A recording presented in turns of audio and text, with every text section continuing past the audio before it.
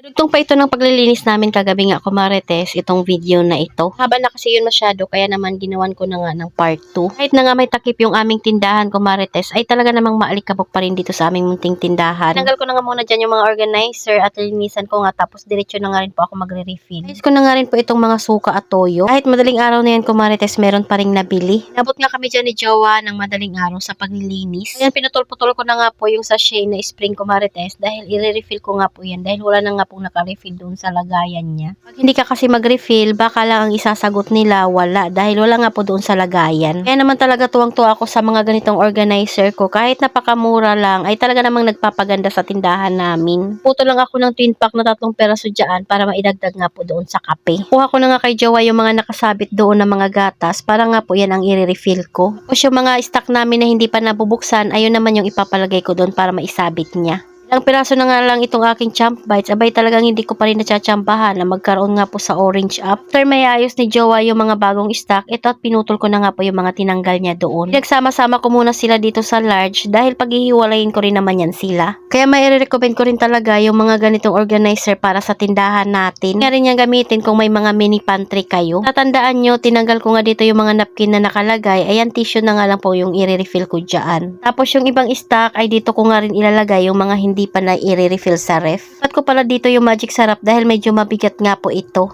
So ayan, at nilagay ko na nga po yung C2. O diba, paikot-ikot lang talaga yung munting tindahan natin, lalo na nga kung wala tayong space sa bahay. Next, yung mga tirang sesto doon sa karton nila ay nirefill ko na nga rin dito. Ilista ko na nga rin po yung mga wala dahil mag-grocery nga kami ni Jowa bago nga po mag New Year. Bago lumipat ng taon ay gusto ko nga medyo puno nga po itong ating munting tindahan. Kaya pagkatapos nga po noon, ayan, inaayos ko na nga po yung pera. Nagbilang na nga rin po ako na pwede kong ipamili doon sa grocery ng mga alak na kulang lang dito. Mga RH naman kasi ay araw-araw nga po ako halos nag-o-order para nga po yung mga bakanting bote ay mabilhan ka agad. Kinuha ko na yung 3,000 para nga po pambili kinabukasan. Ayusin ko lang din yung laman na pera doon sa bag ko dahil hindi ko na nga po yan naiayos. Yung Pasko nga ay hindi na ako nagtotal kung magkano yung nagastos namin dahil baka sumakit lang yung aking ulo. Siyempre may mga inaanak at kahit hindi inaanak ay namas ko nga sa ating munting tindahan. Marami pa akong barya dyan dahil hindi talaga ako nagpapaubos para nga po pag may mga buong binayad sa akin ay may panukli ako. Pag ganitong buwan talaga ay hindi muna ako nagpapabarya pag meron nga pong gustong magpabarya sa akin. Dahil ayoko naman nga pong mahirapang magsukli. Mga resibo naman na hindi na kailangan, ayan at tinatapon at kinukuha ko na nga rin dun sa bag.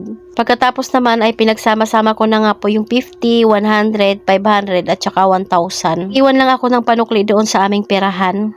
Niready ko na nga po itong pera para kinabukasan ay mamimili na lang kami. Expect mo na marami nga pong tao doon dahil talaga namang maglilipat na ng taon. Hindi ako bumibili ng sobrang dami kumarites, yung sakto lang talaga sa aking munting tindahan. Dahil panigurado maraming mag-expired na product bago matapos ang taon. Tinanggal ko na dyan yung 20 para nga po maihulog sa alkansya. So yun lang muna kumarites, salamat sa panonood. Follow for more, God bless us at sana i-share nyo na nga rin po itong aking video.